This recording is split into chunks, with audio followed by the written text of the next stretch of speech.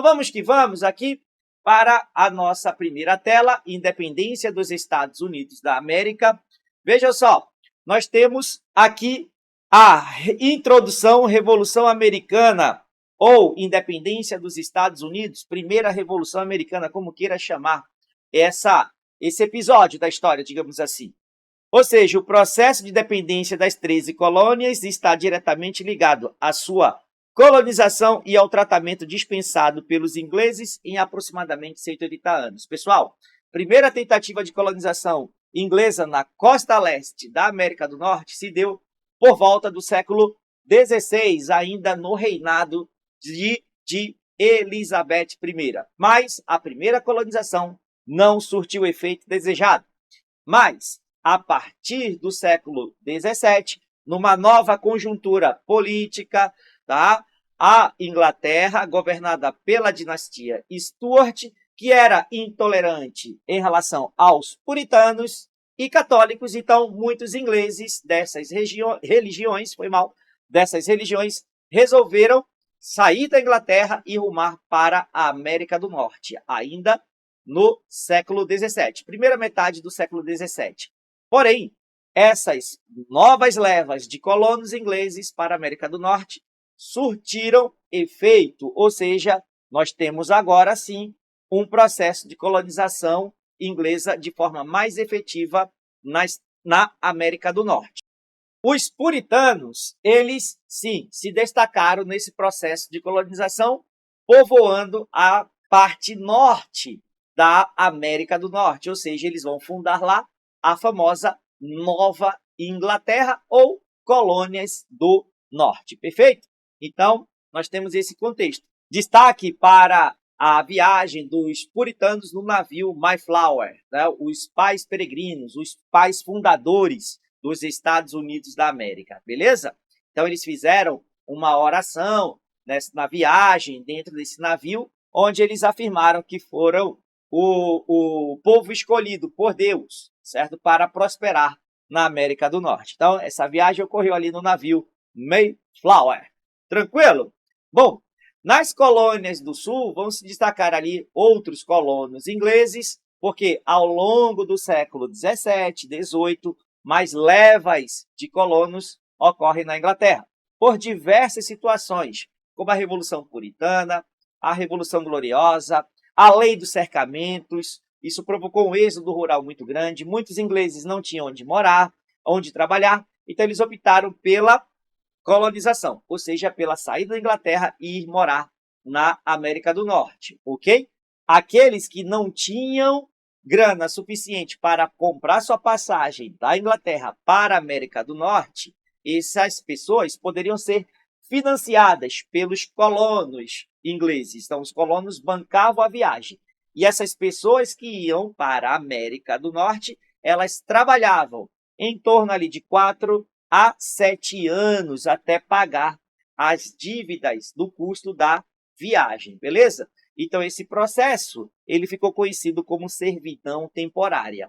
Então, você vai ter aí a base da formação dos Estados Unidos da América, a base social, perfeito? A base religiosa. Vai para a Inglaterra, anglicanos, católicos, puritanos, porém os puritanos eles vão ocupar aquela área do centro dos Estados Unidos para o norte, perfeito? Depois vão também colonos, suecos, holandeses, alemães, enfim, eles também vão ajudar a desenvolver essa nação. Mas vamos para mais aspectos históricos dessa colonização. Observe aí na tela o segundo item.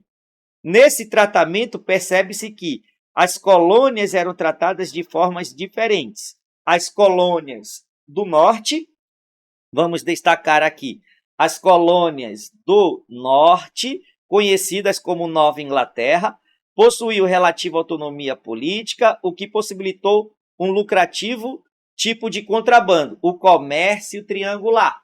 Comércio da Nova Inglaterra, colônias do norte, certo? Das colônias do norte, com a África, com as Antilhas, na região caribenha, e com a Nova Inglaterra, ok? Então, você tem aí o comércio triangular. Mas por que que isso foi possível?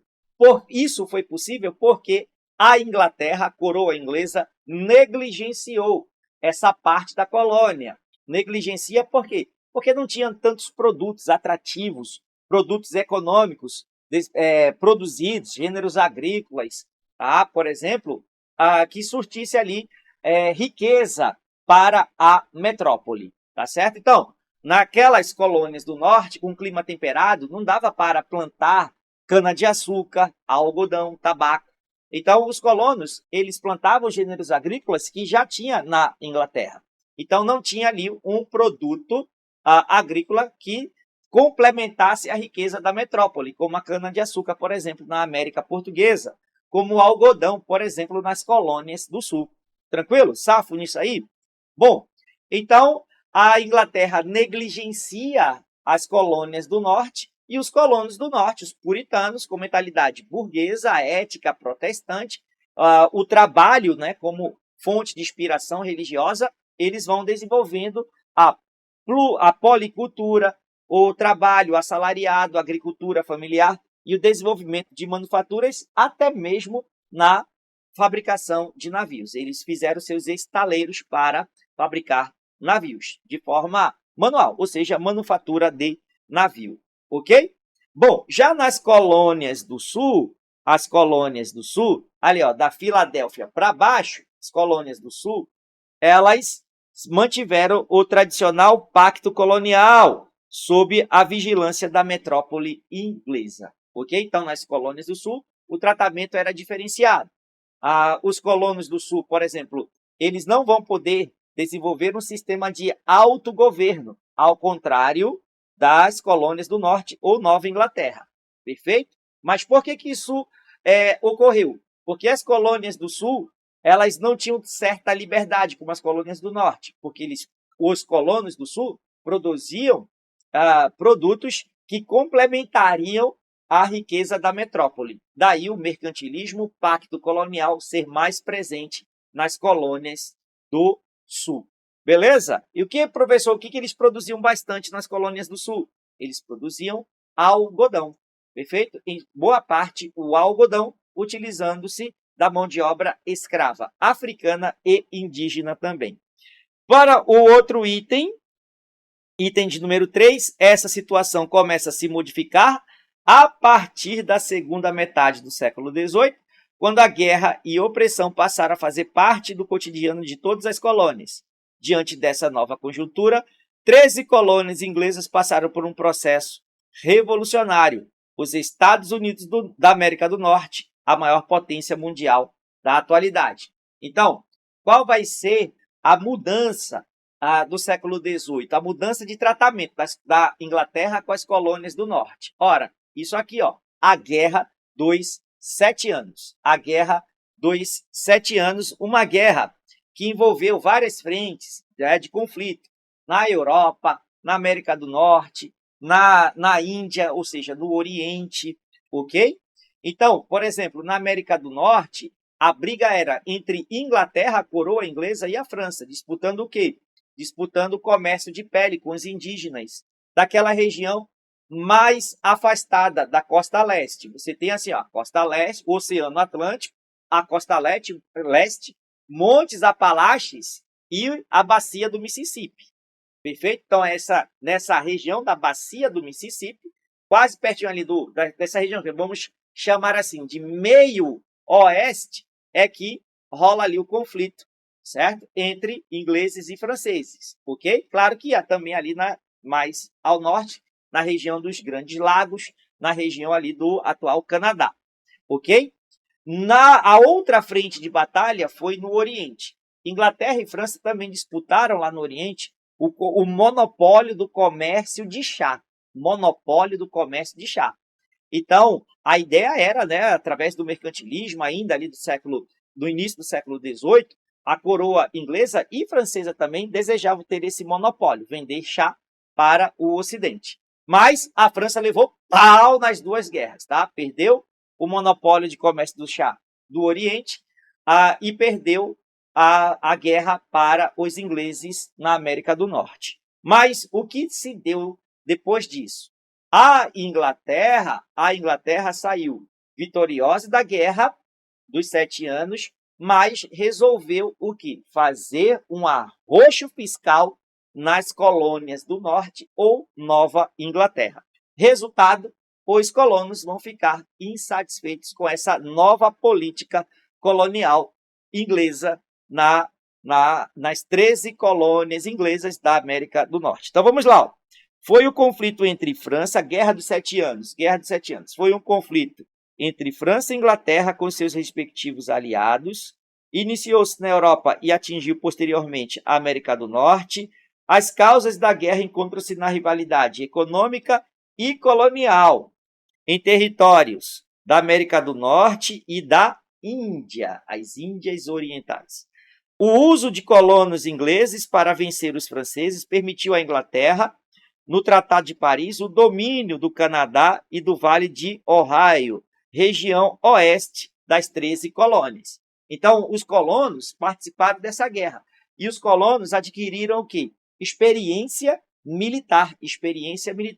Destaque para um colono, capitão, chamado George Washington.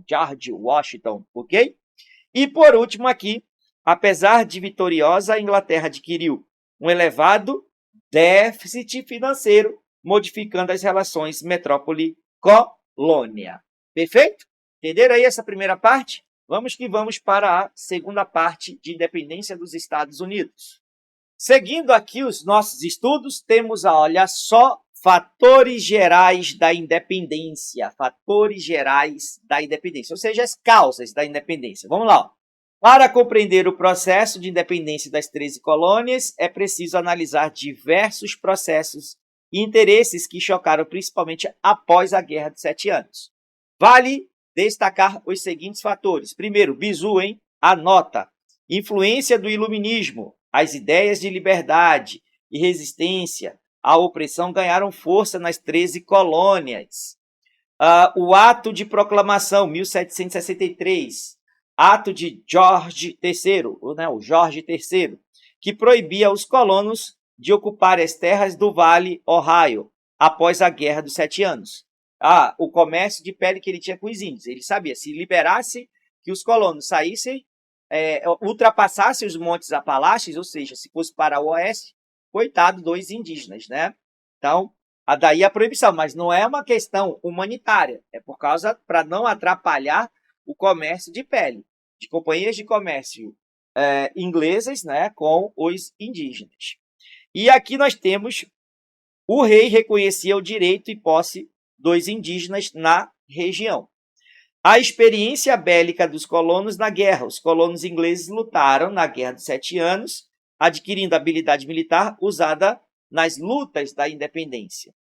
Aumento da opressão colonial inglesa. Para compensar a crise financeira da guerra, os ingleses aumentaram a opressão colonial, simbolizando por inúmeros impostos e a restrição à negligência salutar das colônias do norte ou Nova Inglaterra, como, por exemplo, o controle de grande parte do comércio triangular. Ou seja, toda a liberdade comercial que eles tinham não vão ter mais. Toda a liberdade fiscal que eles tinham, os colonos do norte, não terão mais. Bom, pessoal, vocês viram que os puritanos que colonizaram a Nova Inglaterra, tá? Eles tinham mentalidade burguesa, eram burgueses que fugiram da Inglaterra, certo?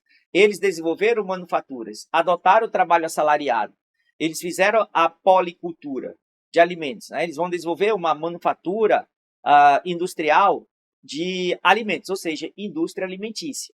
Eles vão produzir rum. O rum eles trocavam por escravos no continente africano. Então, vocês acham que esses caras iam querer pagar impostos que eles não pagavam? Embora que houvesse alguns impostos, mas a Inglaterra negligenciou a cobrança. Entendeu? Então, vocês acham que esses caras vão querer pagar impostos, já que não pagavam há 180 anos? Compreendeu? Será que essa Revolução Americana é uma revolução burguesa? E aí, galera? Vamos trabalhar para a gente responder essa pergunta. Aqui nós temos o comércio triangular, aí, ó, como seria esse esse comércio, né, as rotas comerciais. Nova Inglaterra, destaque para o principal porto da Nova Inglaterra, ou Colônias do Norte, Boston. Então, lá de Boston, eles vão levar rum, armas e tecidos para a África, a fim de trocar e comprar, né? Trocar e comprar escravos de reis dos impérios africanos da costa ocidental. Escravos, e também compravam ouro. Eles vão levar o escravo para as Antilhas, certo? As Antilhas, tinha as Antilhas, ilhas, conjunto de ilhas, inglesas ou britânicas, como queiram destacar, as Antilhas holandesas, as Antilhas francesas e espanholas. Quem produzia açúcar, fabricava o seu melaço, vendia para os colonos da Nova Inglaterra. E os colonos vendiam também escravos para os antilhanos. Dali, o ouro, o melaço, ia para a Nova Inglaterra. E alguns escravos eram vendidos também para as colônias do sul.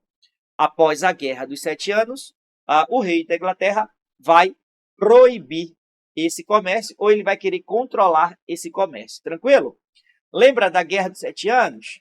A vitória dos ingleses também lá na Índia contra a França? Pois é, né? Eles estavam disputando o monopólio de quê? De chá. E agora? O que a Inglaterra vai fazer?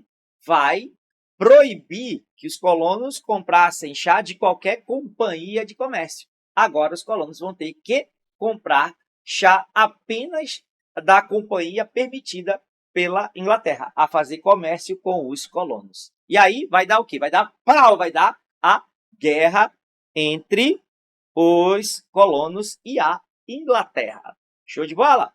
Bom, vamos aqui para mais uma tela, a opressão colonial inglesa. A opressão colonial inglesa. Muita atenção aqui nessa tela, porque a SpaceX, ela gosta dessas informações aqui, para fazer uma pergunta do seu concurso. Vamos lá. A insatisfação dos colonos com a proibição em ocupar o Vale do Ohio aumentou ainda mais a partir das diversas medidas tomadas pelo governo inglês como forma de aumentar a opressão colonial. Destacam-se as medidas pelo governo inglês. Vamos lá. Lei do Açúcar, 1764. Estabeleceu altas taxas para o açúcar que não fosse comprado nas Antilhas inglesas, prejudicando o comércio triangular, que usava o melaço das Antilhas na produção de rum. Lei do Selo, taxa cobrada pelo selo em documentos, livros e jornais. Lei do Aquartelamento, 1765, exigiu que os colonos pagassem para manter tropas inglesas nas colônias, também chamada de Lei do Alojamento. Atos Townshend, Townshend era um lord inglês, tá? Nome de um cara aí, Townshend. 1767, taxação sobre o vidro, papel e chá. Lei do Chá, 1773, concedeu o monopólio de comércio do chá à Companhia das Índias Orientais Inglesa, aumentando o preço do produto. Corre a insatisfação dos colonos, Inglaterra impõe a leis intoleráveis, 1774, fechou o porto de Boston. Então, os colonos, fantasiados, né, de indígenas, invadiram navios da Companhia das Índias Orientais Inglesas, invadem o navio e jogam as mercadorias ao mar. Ok? Então, esse episódio ficou conhecido como a Festa do Chá de Boston. E aí vamos ter a Inglaterra, com as leis intoleráveis. Ela fecha o porto e ocupou militarmente a região, exigindo dos colonos indenização pelos prejuízos causados na revolta, conhecida como a Festa do Chá de Boston. Também decretou o Ato de Quebec, no qual as terras a oeste das 13 colônias ficariam sob o controle de Quebec, impedindo a expansão territorial dos colonos e facilitando o comércio de peles entre ingleses e índios. Veja que a causa da guerra é tudo econômico, né? É econômico, ok? Bom, e aí nós temos uma observação, tá? Observação, olha só, a importância das terras a oeste das 13 colônias reside no fato de que nessas regiões existia um lucrativo comércio de peles. E, além disso, eram terras muito férteis, principalmente as localizadas no Vale do Rio Ohio. Olha aí, galera, assistiram essa série, né? Frontier? Se não assistiu, beleza, tu vai assistir depois que passar a prova da SpaceX, né? Vai maratonar ali, descansando, vai maratonar assistindo essa série Frontier, que fala ali um pouquinho da vida dos colonos na América do Norte, o comércio com os indígenas, a atuação de uma companhia de comércio, ok? Vale a pena assistir, mas se não assistiu agora, deixa para assistir lá depois da prova, beleza? Vamos ter que fazer um sacrifício, tá bom? Isso aqui é só uma sugestão de lazer. Mas vamos que vamos para as nossas próximas telas. A reação dos colonos, observa na tela. Diante de inúmeras leis, os colonos ingleses reagiram por meio de protestos e boicotes aos produtos ingleses, conseguindo a revogação de algumas medidas. Os debates pediam o direito de participar das decisões sobre a questão dos impostos e incidiam na afirmação que, sem representação, sem taxação. Ou seja, os colonos queriam eleger representantes para debater, para deliberar no parlamento inglês, porque eles vão levar em consideração a Declaração de Direitos, que na Inglaterra, apesar de ser colônia, mas no Império, né, Britânico, no Reino Britânico, ou no Reino Britânico, a ideia era que o rei não aumentava imposto sem a autorização do parlamento. Daí os colonos quererem, né, uma representação no parlamento. Mas foi negado aos colonos. Aumenta a insatisfação. Caramba, professor, esses colonos eram tão inteligentes assim, eles eram influenciados por alguma ideologia? Sim, a do iluminismo. Perfeito? O iluminismo influenciou bastante esses colonos. Muitos que foram perseguidos na Inglaterra no século XVII, início do século XVIII, e resolveram sair da Inglaterra e ir para a costa leste, eles já entendiam o que era iluminismo, já liam obras iluministas, levaram suas bibliotecas para a América do Norte. Na América do Norte já existiam universidades, Harvard, por exemplo, já tinha no século XVIII, perfeito? Então, vocês vejam aí que essa turma era burguesa e iluminista ainda por cima. Mas vamos lá. A famosa reação ficou conhecida como a festa do chá de Boston, só para destacar aqui para vocês, em que os colonos vestidos de índios jogaram ao mar carregamento de chá no porto de Boston. A Inglaterra ela foi mais intolerante depois da festa do chá de Boston, e os colonos, tanto do norte quanto do sul, porque os colonos do sul viram tanta repressão dada aos colonos do norte, que os colonos do sul pensaram, pô, e se eles estão massacrando, se estão reprimindo essa turma lá do norte, vai chegar a nossa hora. Então, vamos, né, conversar, vamos debater o que fazer com as 13 colônias inglesas. Então, a primeira reunião de colonos foi em 1774, na chamada, né, no primeiro Congresso da Filadélfia. Observe aqui na tela, primeiro Congresso da Filadélfia, em 1774. Defendeu o boicote aos produtos ingleses, o fim das leis intoleráveis e o envio de solicitação ao governo inglês pelo direito de representação política. Nesse primeiro momento, ainda não era separatista, ou seja, eles queriam a autorização para uma representação no parlamento. Então, ainda não via o caráter separatista nessa primeira ou nesse primeiro Congresso da Filadélfia. Como foi negado, aí temos o segundo Congresso da Filadélfia, de 1776. Diante das negativas do governo e do ataque inglês às regiões de Concorde e Lexington, os colonos decidiram romper as relações com a metrópole inglesa, proclamando a independência. E aí o que rola?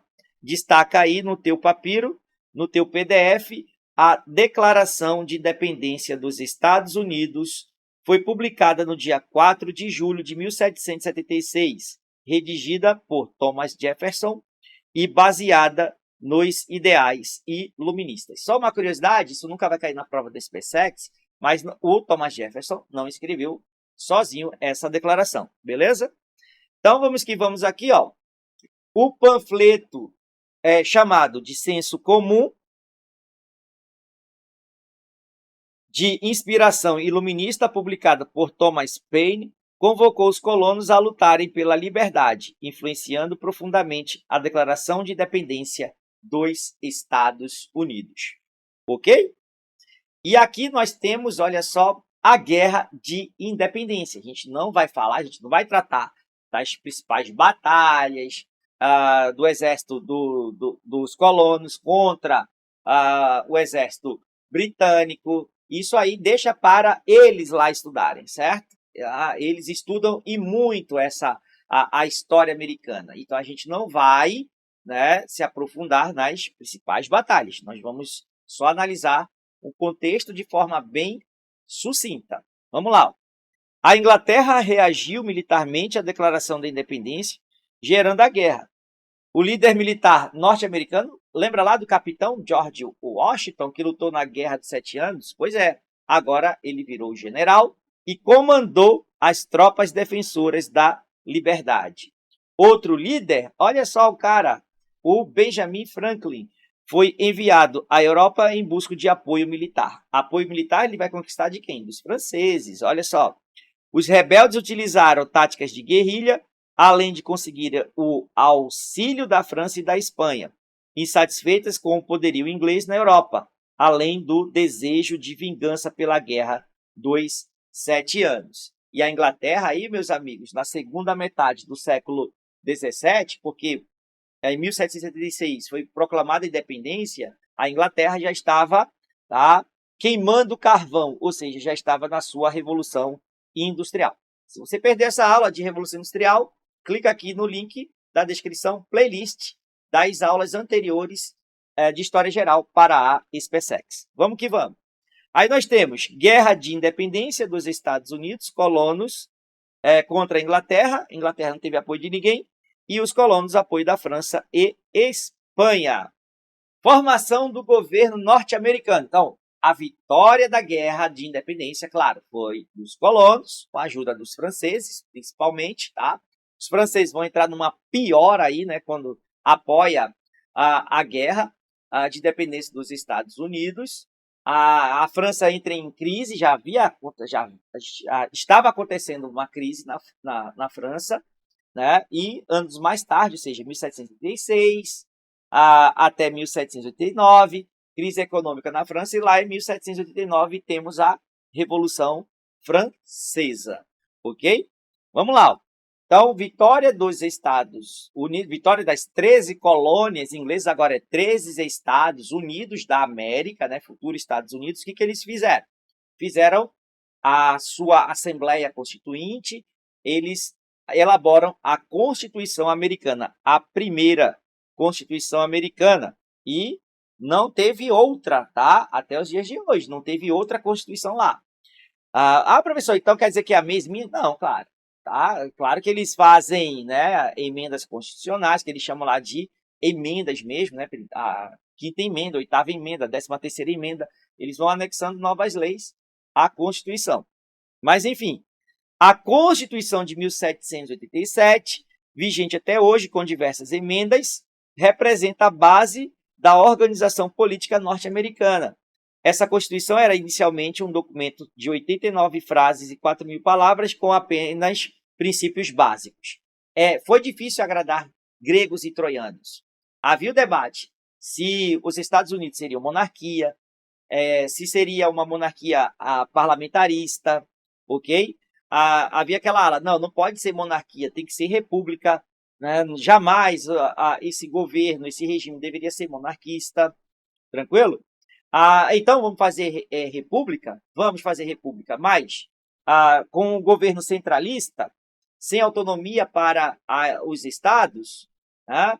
Vamos fazer uma república com autonomia para os estados. Então, era um conjunto de interesses muito grande, e aí eles tiveram certa dificuldade, tá, para ajustar ali o que agradasse todo mundo, beleza?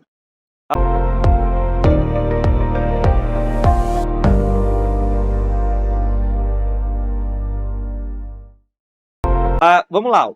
O tamanho do texto constitucional demonstrava as dificuldades que existiam em acordo com que conseguisse reunir diversos interesses das 13 colônias, agora os 13 Estados Unidos da América. As principais características do governo, as principais características do governo foram, olha só, presidencialismo, o presidente da República assumiu as funções de chefe de Estado e chefe de governo, então ele tem muito poder, chefe de Estado, política externa, chefe de governo, governa.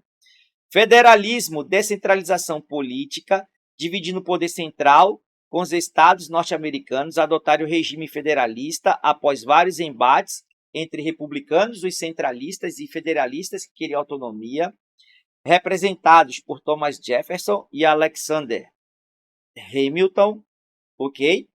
Então, ficou um governo federal, né, a União, com chefia de Estado, chefia de governo, mas os estados federados tinham autonomia, inclusive de criar sua própria Constituição. Tranquilo? Vamos lá. Liberdade de expressão e religião foi adotado, o princípio, né, claramente o princípio iluminista. Divisão em 3 poderes, aí a divisão dos poderes, nada que se assemelhe ali ao absolutismo. Primeiro Estado a instituir uma república federativa presidencialista. O presidencialismo, mandato de 4 anos, ok? Aí você tem o executivo, presidente eleito por voto indireto para um mandato de 4 anos. Legislativo, congresso bicameral, formado pelo Senado e pela Câmara dos Deputados.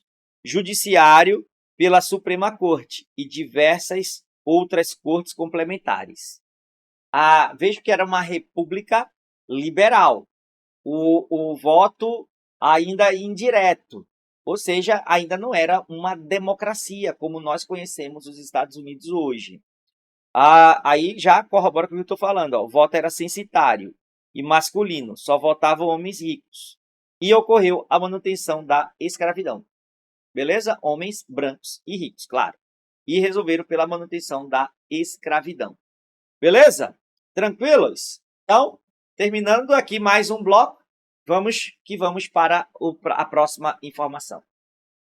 Mais um aqui, um bizu para você. Limites do liberalismo. Limites do liberalismo. A Constituição norte-americana tem clara inspiração nos princípios liberais. Porém, encontramos alguns limites na medida em que foi mantida a escravidão e a exclusão social, impedindo o voto das mulheres, dos negros, se porventura tivessem negros libertos, índios e dos pobres, pois como a maioria das revoluções da época, a americana também representava os interesses da elite burguesa das 13 colônias. Então, você tem aí o historiador afirmando que foi uma revolução burguesa. Agora sim, vamos lá para mais uma informação. A importância da Revolução Americana. Qual foi a consequência da independência dos Estados Unidos ou Primeira Revolução Americana? Representou um golpe no antigo regime, contribuindo para a sua crise, na medida em que serviu de exemplo para as demais independências da América. Então, inspirou movimentos de independência na América. Ok? Vamos ter as independências das colônias hispânicas. A segunda colônia a se tornar independente na América Latina foi o Haiti. Okay? O Haiti era uma colônia francesa. Os negros do Haiti, os jacobinos negros do Haiti, proclamam a independência do Haiti. O sistema colonial era uma das bases de sustentação do mercantilismo e do absolutismo.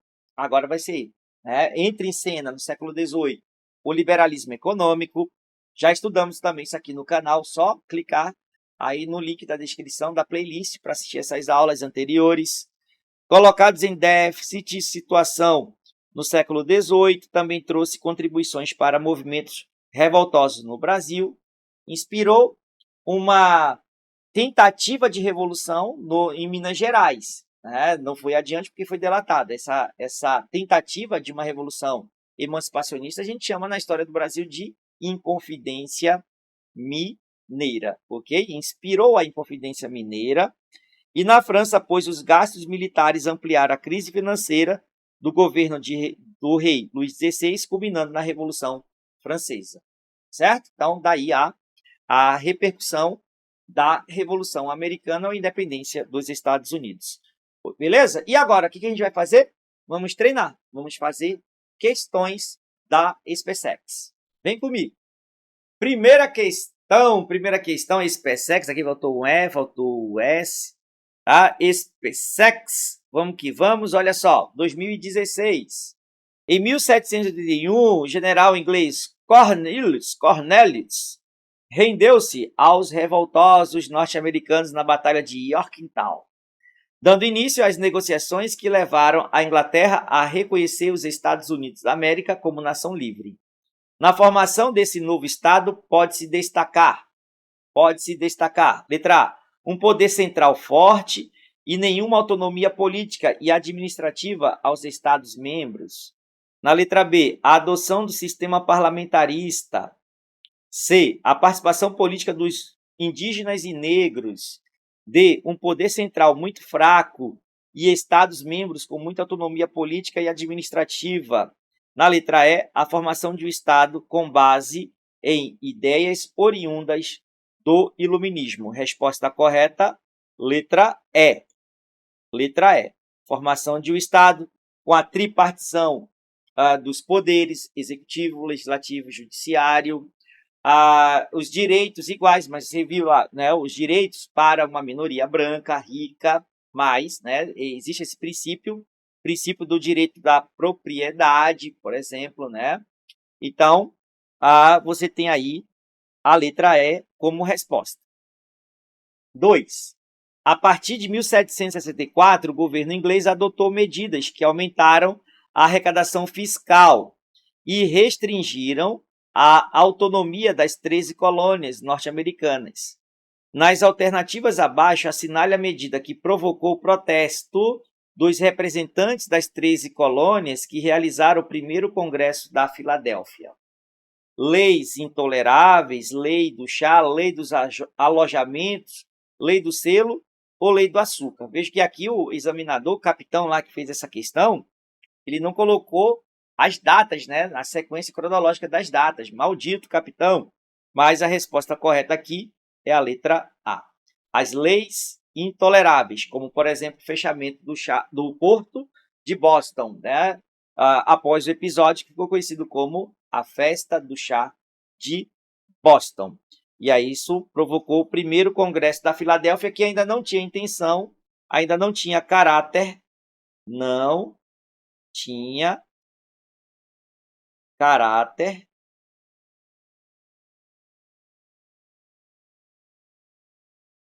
separatista. Apenas o segundo, né? O primeiro Congresso da Filadélfia de 1774.